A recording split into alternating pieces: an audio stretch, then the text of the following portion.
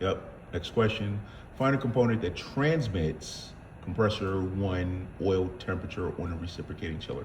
So this is where you start to get into, it's not complicated, but this is why you should be doing the practical at the same time you're doing the written.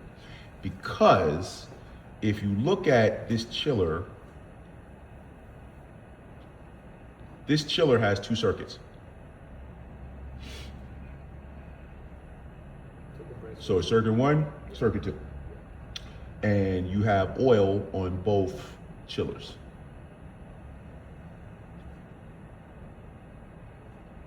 So I have a sight glass right there for the oil, and I have another sight glass for there's a low oil level, high oil level sight glass.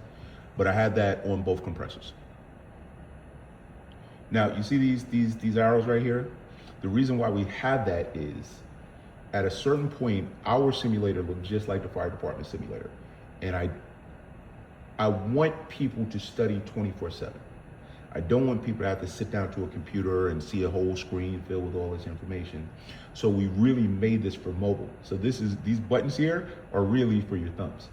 So when you're on your phone, you can literally just be sitting there playing with the simulator all day. That's why we have such a high success level, because our guys can literally just play around with this stuff on their phone or computer or wherever they want to. All right, so you have the question button right here, find the component that transmits compressor oil.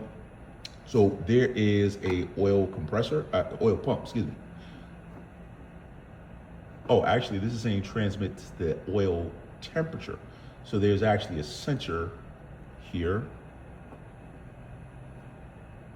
Compressor number one, oil temperature sensor. I can get the information. I can submit that. That's the correct answer. Now, let's say, because sometimes there are components that are hidden. There'll be a component that is hidden inside. Now, over here, you say use to do cars, right? A reciprocating compressor is almost identical to an engine. Yeah. All right, so I have a head right here. You see that button that says hide? I can hide that. That's my valve plate. That's my discharge valve. This is my gasket. These are my bolts. So if you select something, you can hide it. You can hide everything, hide whatever you want. I can see the pistons. I can see the motor. I can see the shaft. You like that, right? That's so cool. Now, if I want to put it back, then I press this button right here that says show, and it just puts everything back. But sometimes you want to still see things. You want to see through things and see things in context. Because if you just hide everything, you don't even know what's there anymore, right? So this button right here that says switch, you press switch. If I select that, now it freezes it.